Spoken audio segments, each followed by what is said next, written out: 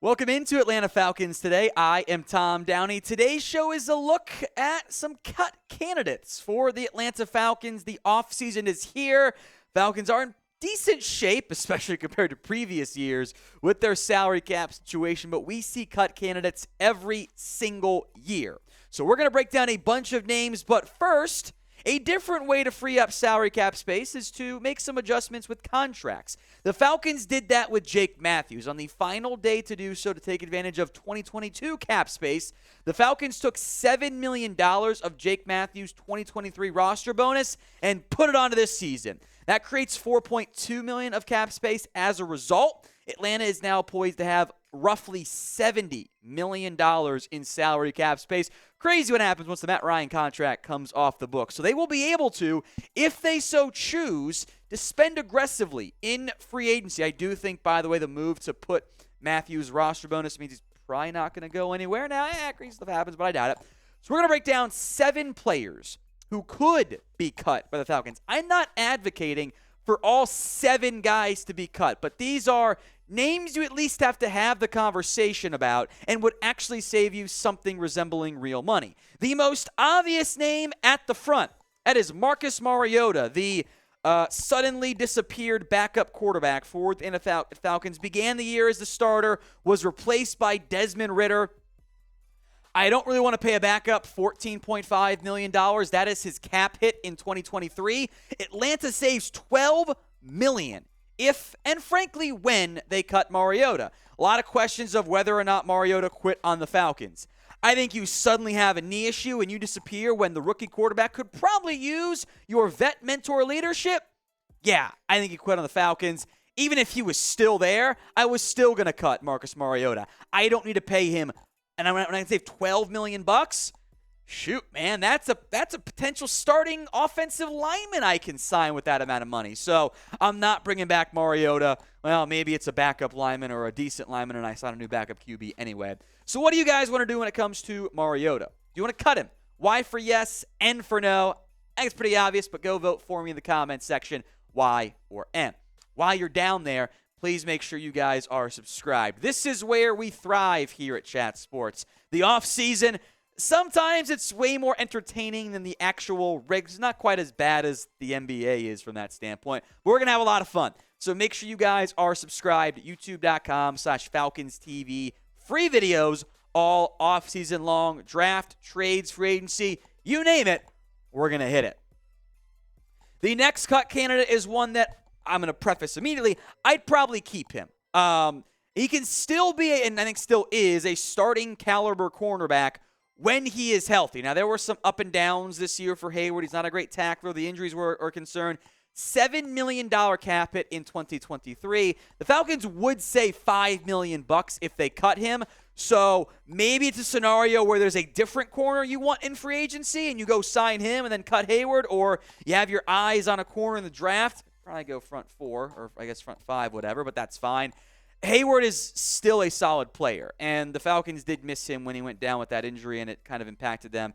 A.J. Terrell is due for a large new deal in the near future. Isaiah Oliver's a free agent. I think you're going to look at adding some more cornerback help this offseason, so keep that stuff in mind. But I think if you were to cut Hayward, you would have to have a good backup plan in place. So I want you guys to name a player who you want to cut. Let us know in the comment section. Head down there. Drop that player name at the pinned comment. If the ad break comes here on YouTube, take advantage of it. Head down there and let me know. This next name, it does hurt me a little bit. Cordarrelle Patterson did indeed make this list. Now, he would, in reality, have to be a post-June 1st cut candidate. Allow me to explain what that is.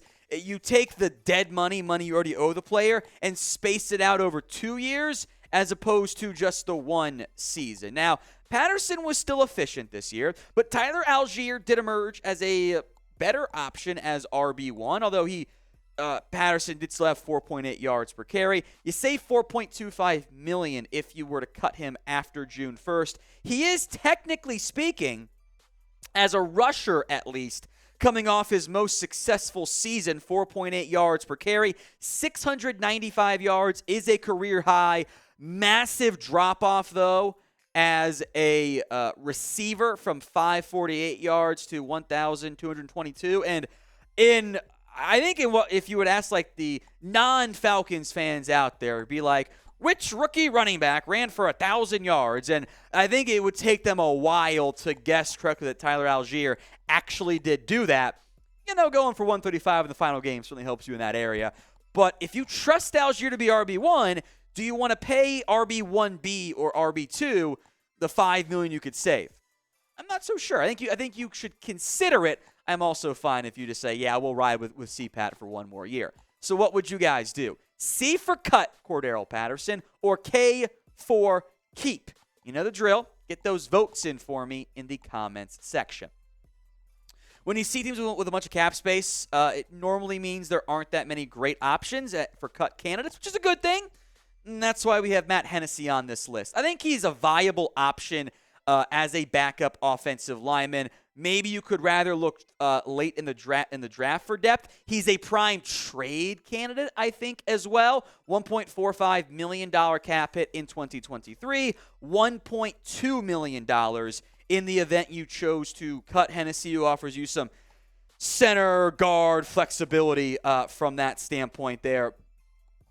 I wouldn't say Hennessy's an elite football player, but hey, you've honestly got pretty good production out of your offensive line. You got two guys, mostly Caleb McGarry, that now you're kind of like, you know what? We want to make sure we find a way to keep him on the roster and don't end up losing him. So, which, I tell you what, it's not something I thought we'd be saying a year ago. There's actually some real argument to trying to find a way to keep McGarry on your roster.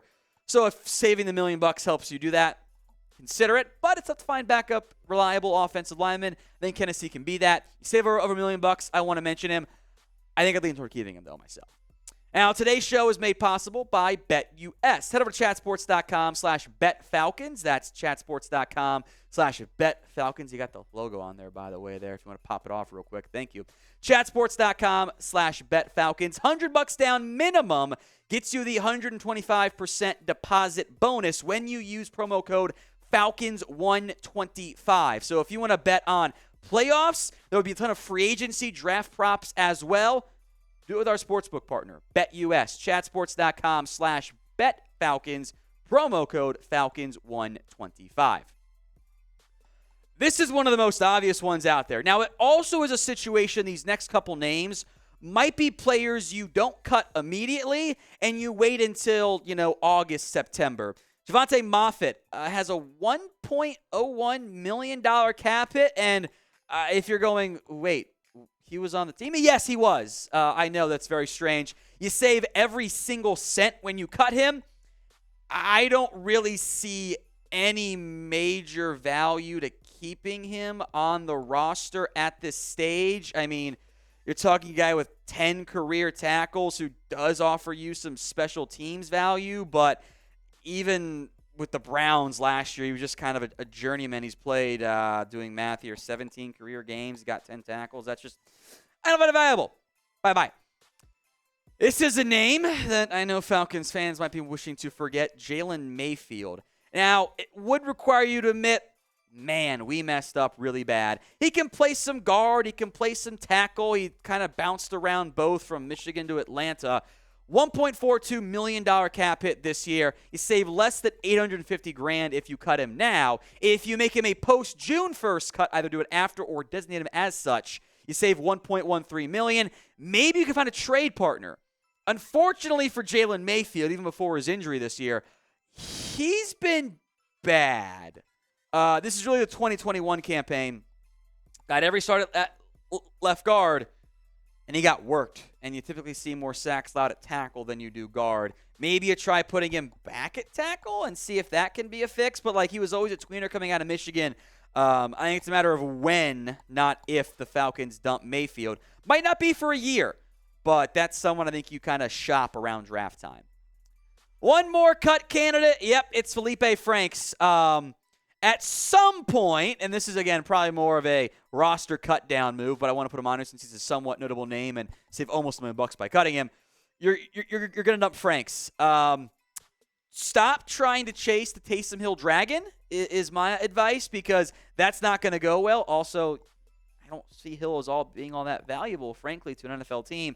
Franks is not a quarterback. He's not a great tight end. He's a weird gadget player, but if I'm running gadget stuff, I'm going to get it to Cordarrelle Patterson or Kyle Pitts or one of my actually dynamic playmakers. So I don't see any benefit for Franks being on this roster. Again, it's probably a September, August cut, but I don't think he's going to be a member of the Falcons much longer. When news happens, we will have you guys covered, so please make sure you guys are subscribed. YouTube.com/FalconsTV.